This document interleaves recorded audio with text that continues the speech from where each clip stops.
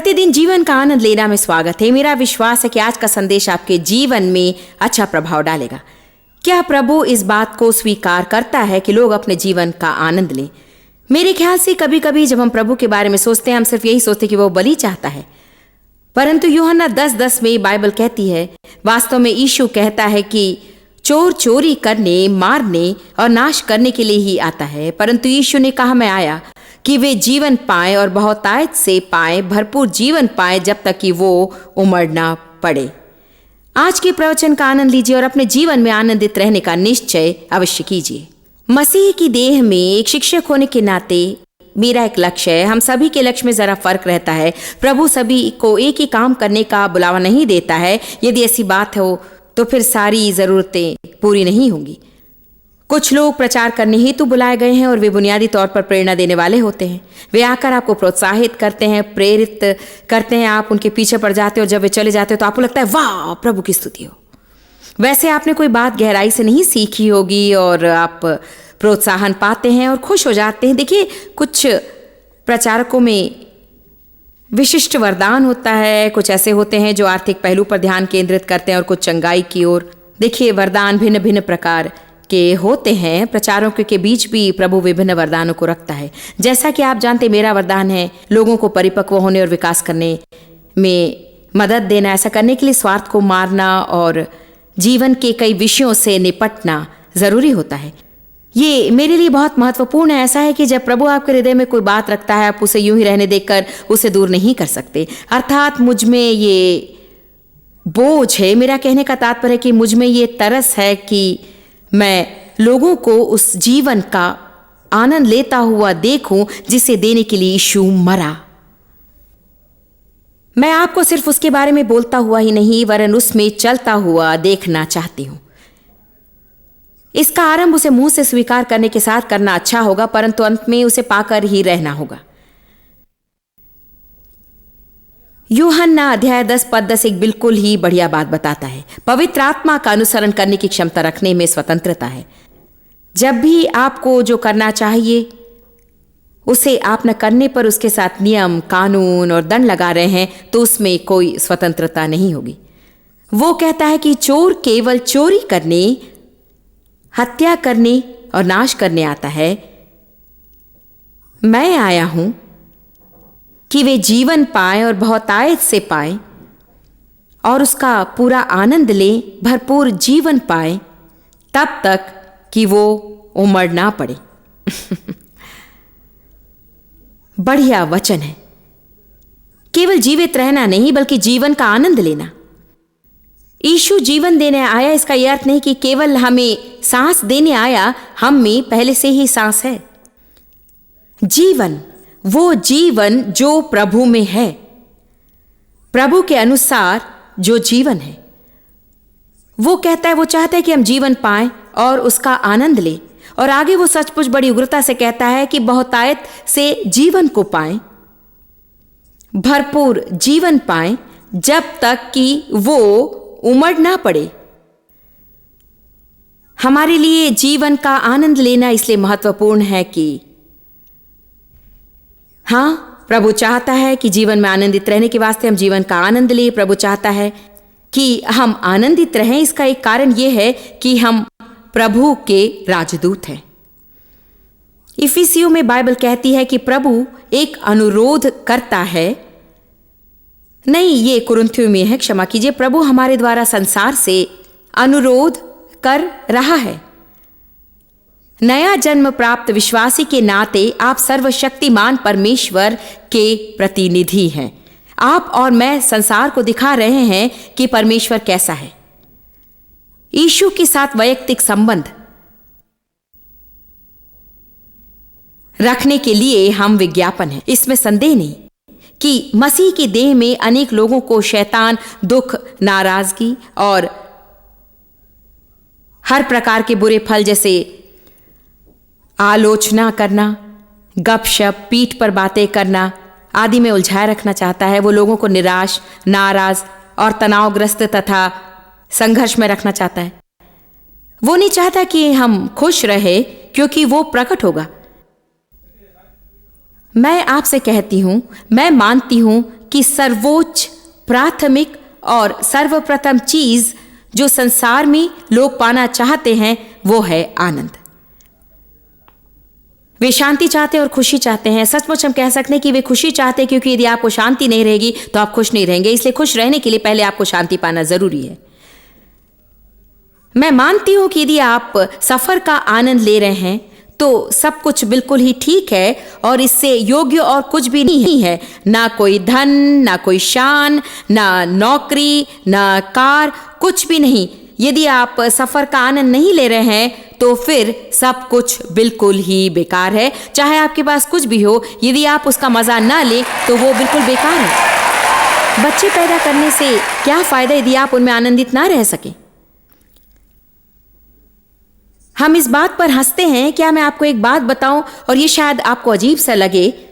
जब मैं अपने बच्चों को बड़ा करी थी, मैंने बच्चों से प्रेम किया और मैं एक जिम्मेदार माता थी और मैं नहीं कह सकती थी कि मैं अपने बच्चों में आनंदित नहीं रही, परंतु अभी अतीत को सोचने पर लगता है मैंने अपने बच्चों का मजा नहीं लिया और लगता है काश मैंने ऐसा किया होता या मुझे ऐसा करना था। और जानते हैं क्यों? क्योंकि मैं काम में मस्त थी। मैं सारी चीजों को साफ सुथरा रखने में इतनी व्यस्त थी। आप में से कुछ लोगों को इससे छुटकारा पाना है। मैं कहती हूं वो गंदगी कल भी रहेगी।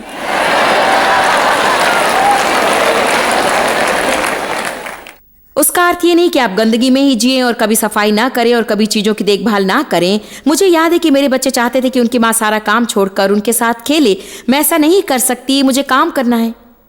जानते हैं आपके लिए हमेशा काम रहेगा ही। आपको जीवन में जरा संतुलन चाहिए। कुछ चीजें आपसे निकल रही हैं जिसे आप दोबारा कभी नहीं पा सकेंगे। कुछ चीजें ऐसी हैं जो सिर्फ एक ही बार आपको मिलेंगी और यदि आप उन्हें खो देंगे तो अपने जीवन के अंतिम दिनों में आप अपने अतीत को सोचकर केवल पछताते रह जाएंगे।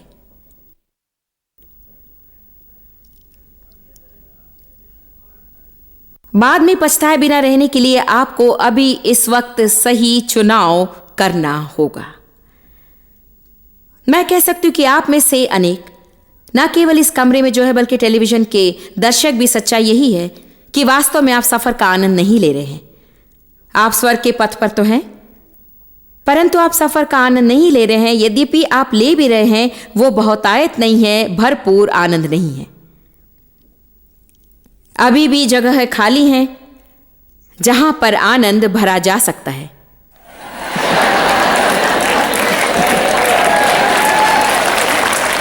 एक नए स्तर तक।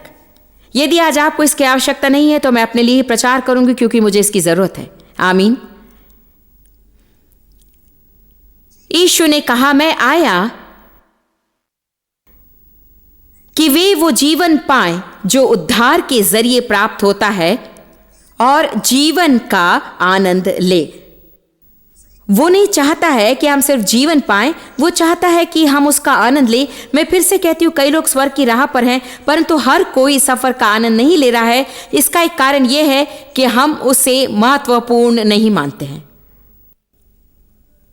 मेरे ख्याल से यह महत्वपूर्ण है, और यदि आप सफर का आनंद नहीं ले रहे हैं तो फिर कोई भी उसे पाने की इच्छा नहीं रखेगा जो आपने पाया है। यदि कलीसिया खुश दिखने लगे तो मुझे लगता है कि इससे हमारी गवाही 10 गुना अधिक मजबूत हो जाएगी।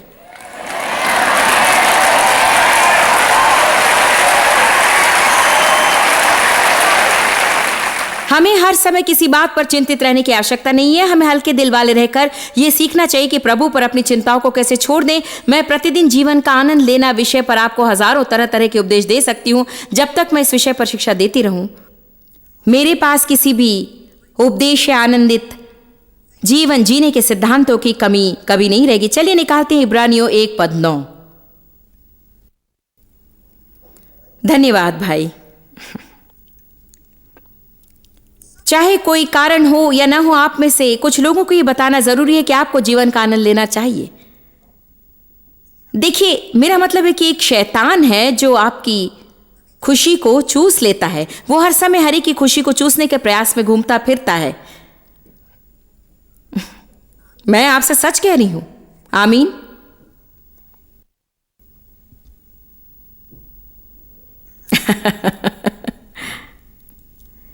इब्रानियों 1:9 ये एक बहुत ही बढ़िया वचन है। तूने धर्म से प्रेम रखा है तूने सच्चाई, नीति और धार्मिक उद्देश्य, विचार और कर्म में दिलचस्पी ली और अधर्म, अन्याय और पाप से बैर रखा।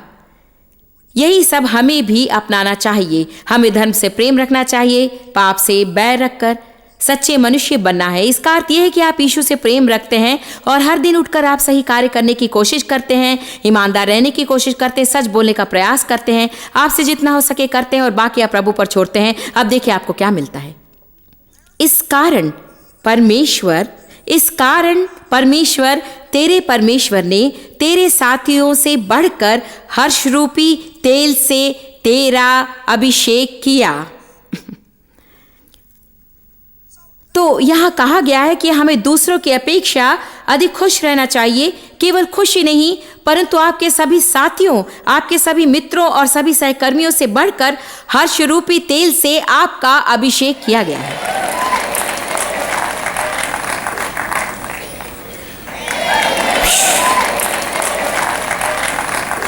तो फिर आप कहेंगे, भला मैं इतना खुश क्यों नहीं हूं?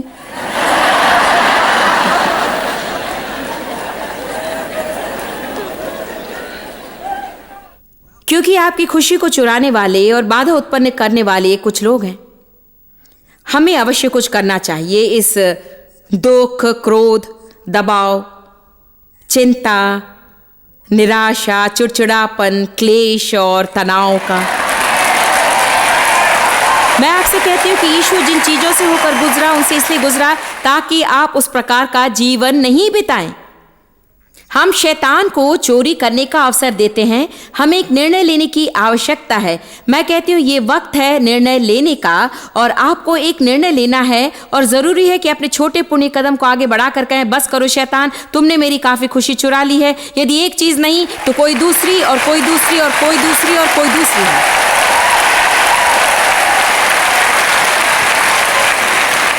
अर्थात हमेशा कुछ न कुछ रहता ही है। आपको कहना है, बस हो गया, आज मैंने ठान लिया है। तुम्हें दबे पैर खड़े रहना होगा। मैंने निश्चय कर लिया है कि मैं जीवन का आनंद लेना सीखूंगी। अब सुनिए मैं क्या कहने वाली हूं। जब मैं कहती हूं कि अपने जीवन का आनंद लीजिए तो उसका तात्पर्य किसी छुट्टियों से या महीने की अंतिम तारीख यानी वेतन का दिन से नहीं है। मेरा तात्पर्य है हर एक दिन का आनंद लेना। इसीलिए मेरे कार्यक्रम का नाम है प्रतिदिन जीवन का आनंद लेना। मैं आपको ये बता देना चाहती हूं कि जीवन में बहुत सी घटनाएं आनंददायक नहीं होती हैं। सोमवार, मंगलवार, बुधवार, गुरुवार, शुक्रवार, शनिवार, रविवार, फिर से सोमवार, मंगलवार, बुधवार, गुरुवार, शुक्रवार, शनिवार, रविवार, फिर से सोमवार, मंगलवार। साल भर यही रहता है, एक के बाद एक के बाद एक हर वर्ष आता ही रहता है। सोमवार, मंगलवार, बुधवार, गुरुवार, शुक्रवार, शनिवार, रविवार, सोमवार, मंगलवार। हमें इसे मानना ही है। अधिकांश जीवन बहुत ही साधारण होता है। ये कि काम पर जाना, भीड़ भाड़ से निकलना, कूड़ा करकट हटाना और चिड़चिड़े पड़ोसी से निपटना। चाहे जो भी बात हो, जीवन कभी भी सिद्ध नहीं होता। प्रभु को धन्यवाद कि हमारे पास उन सभी बातों से निपटने में हमारी मदद करने के लिए पवित्र आत्मा है, जिनसे साधारण लोग नहीं निपट पाते हैं। सामान्य जीवन को अलौकिक ढंग से जीने के लिए हमें अलौकिक अभिषेक प्राप्त है। आपके जीवन में यीशु होने के कारण आप उन परिस्थितियों में भी खुश रह पाते हैं जिसमें दूसरा कोई खुश नहीं रह सकता। क्यों? क्योंकि वो हमारी परिस्थिति नहीं है, वो प्रभु का आनंद है जो हमारी ताकत है और वो ही हमारी सामर्थ्य है। हर्ष रूपी तेल से अभिषेक किए गए। हालेलुया। यूहन्ना 15। आज मैं एक अच्छी और मजबूत नींव डालने जा रही हूं। मैं आपको ये दिखलाने वाली हूं कि आपके प्रति प्रभु की इच्छा यही है कि आप जीवन का आनंद लें। मुझे लगता है कि सबसे पहले हमें यहीं से शुरू करना चाहिए। मेरे विचार से हमें ये कहकर आरंभ करना चाहिए कि हाँ, सचमुच प्रभु चाहता है कि मैं जीवन का आनंद लूं। मैं नहीं जानती कि वो क्या है, परंतु किसी तरह से शैतान ने हमसे झूठ कहा है कि ऐसा करना हमारे लिए ठीक नहीं है। मैं ये भी नहीं जानती कि हम इस बात से अवगत है कि हम इसे सोचते हैं। हो सकता है हम उसे चेतन मन से सोचते ना हो, परंतु किसी न किसी तरह से हम सोचते हैं कि हमारे लिए उसे करना उचित नहीं है। ये कि हमें किसी भी काम को नियम कानून का पालन करके सही तरीका अपनाकर लोगों को खुश रखते हुए पूरा करना चाहिए। क्या आज मैं सच कह रही हूं? आज हम में से कुछ लोगों के लिए ये आंखें खोल देने वाली बात होगी कि जैसे कि हाँ, वाह, जीवन का आनंद लूं। कुछ लोग सोचते हैं कि जब तक वे सोचते हैं कि उनकी कोई समस्या है, वे अपने जीवन का आनंद नहीं ले सकते। उन्हें समस्या का समाधान करना होगा, उन्हें उसके लिए कुछ करना होगा। यह उनके लिए विश्वास का प्रयोजन है। वे इतना ही कर पाते हैं कि अन्य भाषा में बोलते फिरें, बाइबल का अध्ययन करें, वचनों को कहें, शैतान को धिक्कारें। ये सब उसका एक भाग है। कुछ आत्मिक अनुशासन भी हैं जिनको अपनाना जरूरी है। यह बहुत ही आवश्यक है। मैं आपको बताती हूं, आनंद एक अस्त्र है। आप नहीं जानते कि आनंद एक अस्त्र है। वास्तव में शैतान आपको हंसता हुआ देखना नहीं चाहता। न जाने हम क्यों सोचते कि चर्च में रोना ठीक है, लेकिन यदि आप हंसने लगते तो सब आपको भक्तिहीन मानते हैं। आज ही मैंने पढ़ा था कि कुछ लोग इतने निराश हैं कि वे लाफ्टर क्लब जाने लगे हैं। वे हर सवेरे एकत्रित होकर उस दिन की शुरुआत करने से पहले हंसने का उपाय ढूंढ रहे हैं। मैं भी एक क्लब खोलना चाहती हूं, लाफ्टर क्लब। देखिए, यहां एक बात है। बात यह है कि जिस समाज में आज हम रहते हैं, उसमें यदि आप हंसना और जीवन का आनंद लेना चाहते हैं तो आपको उसे जानबूझकर करना पड़ेगा, क्योंकि इसमें उतनी कोई मजेदार बात नहीं है। हर कोई एक दूसरे से नफरत करता है और खून करता है। कलीसिया के नाम पर, संप्रदाय के नाम पर लोग झगड़ते हैं और लोग बस शुरू हो जाते, मुझे यहां से बाहर ले चल यीशु।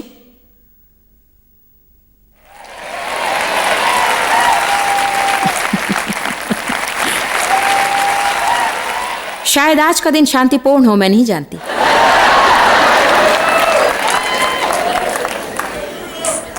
इस पर विचार कीजिए। यह सच है ना? यदि आप जानबूझकर ना करें तो मुझे नहीं लगता कि आप ऐसा करेंगे। इसीलिए मैं मानती हूं कि यह संदेश महत्वपूर्ण है और हमें कहना है कि यह प्रभु की इच्छा है। जितना अधिक प्रभु चाहता है कि हम अपना कर्तव्य निभाएं, उतना अधिक वो चाहता है कि हम जीवन का आनंद लें।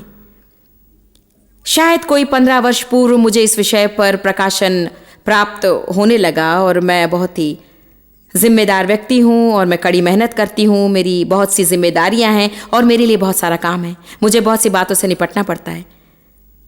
मैंने एहसास किया कि जितना अधिक मुझे इस सेवकाई और परमेश्वर के बुलावे के प्रति लगाव था, वास्तव में मैं उतना उसका आनंद नहीं ले रही थी। आशा है कि आप मेरी बात समझ रहे हैं। ये कहना पागलपन लगता है कि मुझे ये पसंद था। मुझ में एक भाग ऐसा था जो मेरे कर्मों से बहुत संतुष्ट था। मैंने हमेशा सोचा कॉन्फ्रेंस समाप्त होने पर खुशी होगी जब मैं घर जाकर रविवार के मजे ले सकूंगी। कमोना, मुझे ये मत बताइए कि आप ऐसा नहीं सोचते। खुशी होगी जब, हम हमेशा तभी खुश होंगे जब। पर अभी का क्या होगा? कौन अभी खुश होगा? हम चाहते हैं कि लोग अभी खुश हों, ना कि तब। देखिए, मैं एक हफ्ते की छुट्टी ले रही हूँ और मैं अपने आप को हमेशा ही कहता पाती हूँ, मैं इतनी खुश होंगी जब, मैं इतनी खुश होंगी जब। हम अधिकांशतः ऐसा कहते हैं। हम बहुत कुछ कहते हैं, मैं खुश होंगी जब, मुझे खुशी होगी जब, मैं खुश रहूंगी जब। मुझे नहीं लगता कि किसी को ऐसा कहना चाहिए। मेरा विचार है कि जब हम किसी लक्ष्य की ओर बढ़ते हैं, हमें सफर का पूरा आनंद लेना चाहिए जिसके हम हकदार हैं। कुछ वर्ष पूर्व सचमुच मुझे अपने आप को रोक कर कहना पड़ा, यदि मैं अपना जीवन प्रचार करने में, हवाई जहाज में सफ़र करते हुए, हवाई अड्डों में तथा होटलों में बिताऊंगी वगैरह वगैरह वगैरह, तो भी मैं उसमें आनंदित रहूंगी। और ये सब मन की बात है। यदि आप चाहें तो ट्रैफिक में खड़े रहने का मजा ले सकते हैं। आप निराश, परेशान और नाराज होने का निश्चय कर सकते हैं, या कह सकते हैं मैं यहां पर हूं और मैं इसमें मजा लूंगी।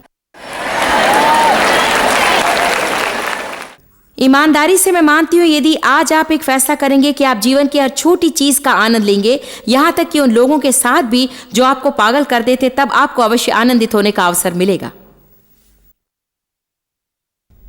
अगर कुछ और नहीं तो खुश हो जाइए कि वो आपके फल की परीक्षा ले रहे हैं और यीशु में आपको बलवंत बना रहे हैं।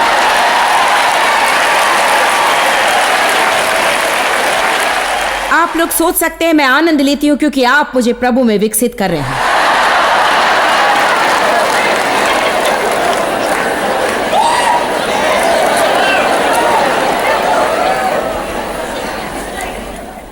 यूहन्ना 15:11 यीशु ने कहा, मैंने बताया कि मेरा आनंद और खुशी तुम में है और तुम्हारा आनंद और खुशी परिपूर्ण हो और संपूर्ण हो जब तक कि वो उमड़ ना पड़े। हम परिपूर्णता की बात अक्सर सुनते हैं। वो चाहता है कि आनंद हम में से उमड़ पड़े। वो उसे देखना चाहता है कि दूसरे भी इस उमड़ने का लाभ उठा सकें और देखना और चाहना। आखिर ये है क्या? हमें यूहन्ना 15 पूरा पढ़ना पड़ेगा ये जानने के लिए कि ये क्या है जो यीशु लोगों को बता रहा है। वो अपने में वास करने की बात कहता है। अगर मुझ में वास करो, अगर मुझ में रहो और वास करो। दूसरे शब्दों में वो मूलतः कह रहा है, अगर मुझे अपनी जिंदगी का मुख्य अंग बना लो, अगर सब कुछ मेरे चारों ओर केंद्रित हो। यूहन्ना 15 वो कहता है, मेरे बिना तुम कुछ नहीं कर सकते। अगर तुम्हारा वास मुझ में और मेरा वचन तुम में है, जो तुम मांगोगे वो मैं तुम्हें दूंगा। जब तुम मुझ में रहते हो तो अधिक फल पाओगे।